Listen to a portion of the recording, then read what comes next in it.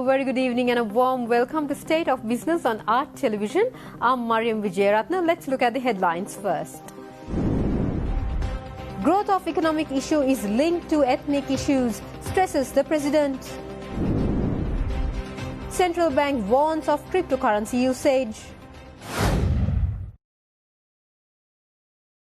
News in detail. President Ranil Wickremesinghe stresses that the ethnic issue cannot be separated from the economic issue, and if the country is to prosper, both the issues must be taken together and look for the solutions. President Wickremesinghe made this statement during his keynote address at the Economic Dialogue, IMF and Beyond's panel discussion, which took place in Colombo, Galle yesterday. If we still continue pointing fingers at each other, we will not succeed. But what matters to us is not merely the IMF program, but also what comes beyond that. What we have to do now is ensure that the next generation will live in a prosperous society. That's all that the government is seeking to do. The start is difficult, as the minister explained, but nevertheless we have to go along. We cannot by any means move away from it. What is our task is not merely to stabilize the economy, but to ensure growth, to grow in this new global economy and to go ahead. These are facts that we can't get away from. If we are to do this, we must remember that one of the biggest issues that held back our growth is the ethnic issue. We have to think as Sri Lankans. We cannot divorce that issue from the economic issues. There are two E's, as I can see, and we have to address both those issues.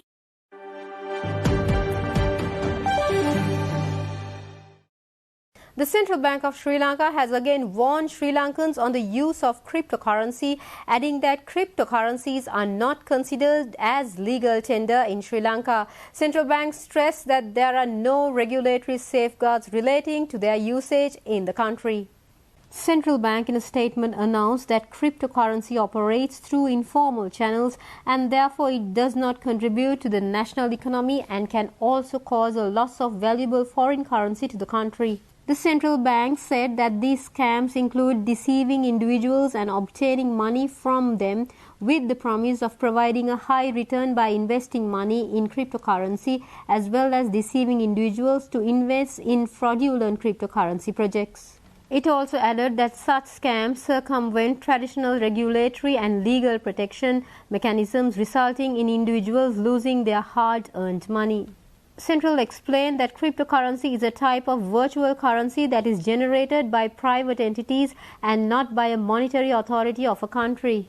They further said that the term cryptocurrency refers to a digital representation of value that is implemented using cryptography and distributed ledger technology, or rather known as DLT or similar technology. CBSL strongly advises the public to safeguard their hard-earned money and not to invest or engage in any cryptocurrency scheme offered through the internet, other forms of media, or directly by some organized group or individuals. The public is also warned of the growing number of financial scams operating with the promise of higher returns based on crypto investments. CBSL also added that as cryptocurrency operates through informal channels and therefore it does not contribute to the national economy and can also cause a loss of valuable foreign currency to the country.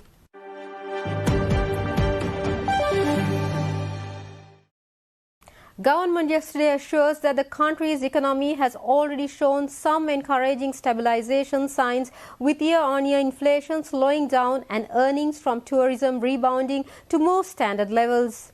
That was mentioned in a statement issued by the Central Bank Governor Dr. Nandalal Weerasinghe and Secretary to the Treasury Mahinda Siriwardana. According to the two officials, the investor presentation was held in order to explain the current macroeconomic situation in Sri Lanka and outline the key pillars and objectives of the IMF program, as well as steps taken with regards to the engagement with creditors. The duo say that government has successfully achieved all prior actions required to unlock the IMF financing as per the IMF program, and that government is fully committed to achieving fiscal consolidation and implementing fiscal structural reforms, restoring public debt sustainability, restoring price stability. while taking steps towards rebuilding external buffers, safeguarding financial system stability, and reducing corruption vulnerabilities, and further introducing growth-enhancing reforms.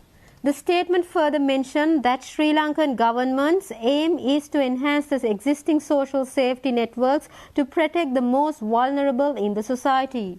The government plans to continue to implementing reform agenda in order to support Sri Lanka's economic recovery and successfully complete the IMF program. It was emphasized that despite the ambitious fiscal consolidation efforts, Sri Lanka's public debt trajectory is set to remain unsustainable in the absence of a comprehensive debt treatment. The two officials further said that government is looking forward to accelerating and intensifying engagement with all the creditors in a transparent way.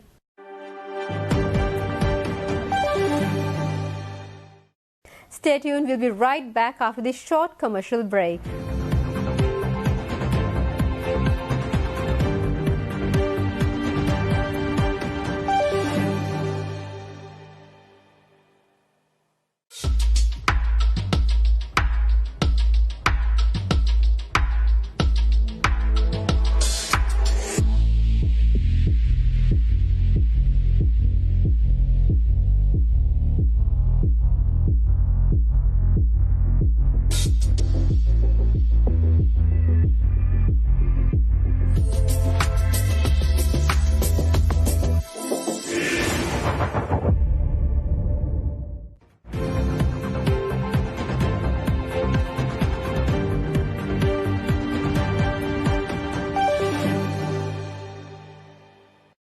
Welcome back after the break. The deficit in the merchandise trade account narrowed significantly to $39 million in February this year from $780 million in the same month last year, mainly reflecting the impact of significant moderation of import expenditure due to subdued aggregate demand conditions. The cumulative deficit in the trade account during January to February 2023 was $449 million, and it was also a sizable decline from $1,636 million recorded over the same period in 2022. Central Bank in a statement today announced that despite recording a marginal growth compared to January 2023, earnings from merchandise exports declined by 10.2% in February 2023, and it was a decline of almost $1 billion. Exports earnings recorded below $1 billion level for the second consecutive month. While the decline in earnings was observed across all main categories, industrial exports mainly contributed to the overall contraction. Meanwhile, the cumulative export earnings during January to February 2023 were also declined by 10.7% over the same period in the last year. Earnings from the exports of industrial goods declined in February 2023 compared to February 2022, with a substantial share of the decline being contributed by garments. Reduced demand from major markets for garments due to unfavorable economic conditions globally mainly contributed for this outcome. Earnings from rubber products continued to decline due to the lower exports of household rubber gloves. Similarly, earnings from the exports of petroleum products also declined due to the drop in volumes of bunker and aviation fuel exports despite the higher aviation fuel prices. In contrast, earnings from machinery and mechanical appliances, mainly electronic equipment and gems, diamonds and jewelry, increased in February 2023. Earnings from the export of agricultural goods marginally declined in February 2023 compared to a year ago, since the increase in earnings from spices and tea was offset by the decline in earnings from coconut-related products. Export earnings from spices improved due to high export volumes of cloves, cinnamon and nutmeg and mace. Increased earnings from tea exports were mainly due to price increases as the volumes registered a decline. Earnings from mineral exports declined in February 2023 compared to February 2022, mainly due to the decline in exports of titanium ores.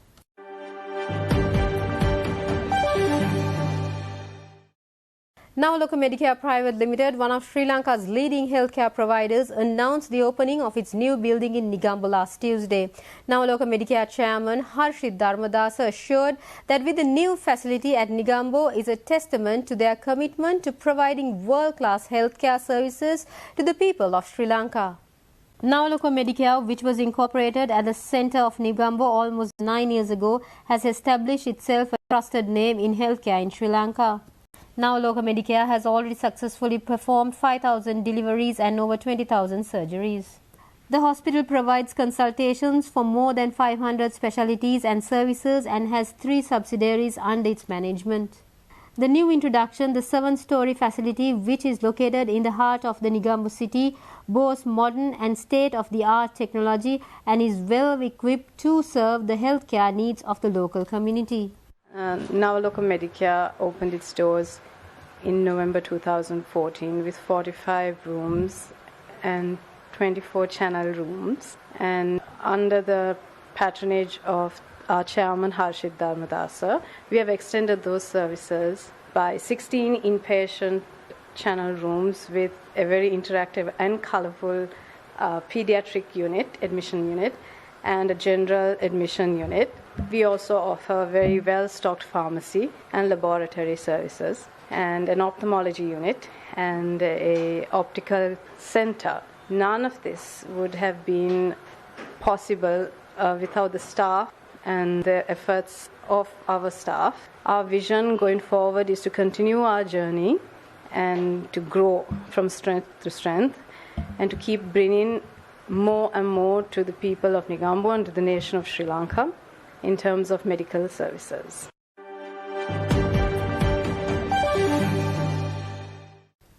The Bank of Ceylon Deputy General Manager for International Treasury and Investment says that traders from both countries have only to gain by doing transactions in Indian rupees. A panel discussion was organized by the Ceylon Chamber of Commerce under the theme Indian rupee denominated trade settlements between India and Sri Lanka and the impact to importers.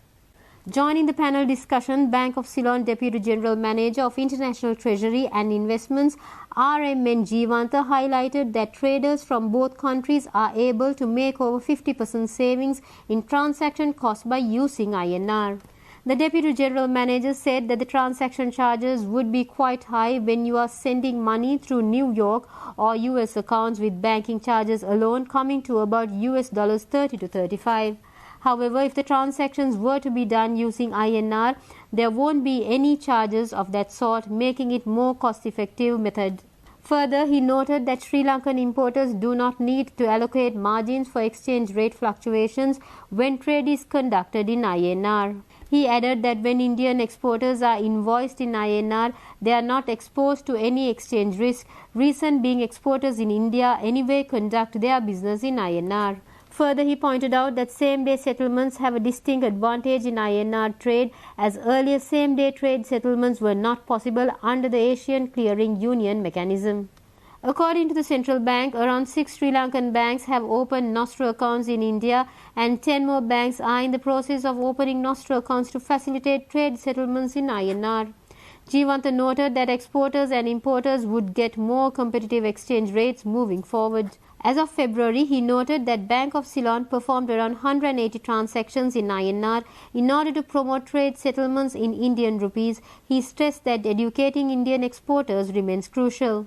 Meanwhile, the Sri Lankan branch of State Bank of India is currently in the process of enabling INR letters of credit for Sri Lankan importers.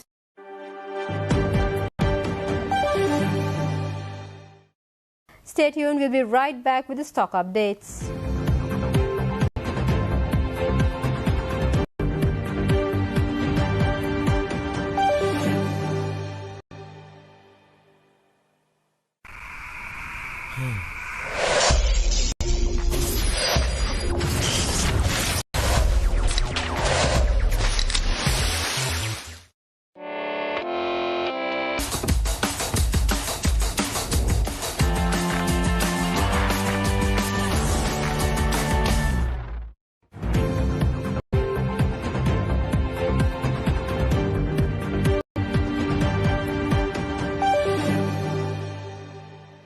Welcome back after the break. Trading at Colombo Stock Exchange ended on a positive note today.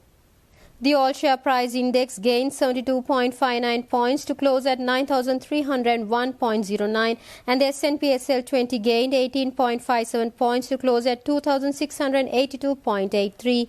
The turnover was 4.2 billion rupees and over 382 million shares were traded. Up next are forex rates.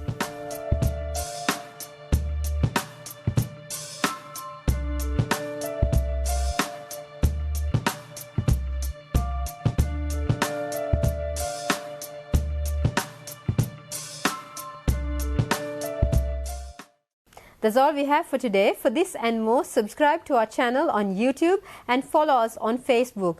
Before we wind up, we also remind you that a special online program featuring the theme "You Can Face the Future with Confidence" will be held on this Sunday. The organizers, JW.org, says the program is completely free of charge and be confident just learning some life-winning simple techniques. Have a great weekend. Good night.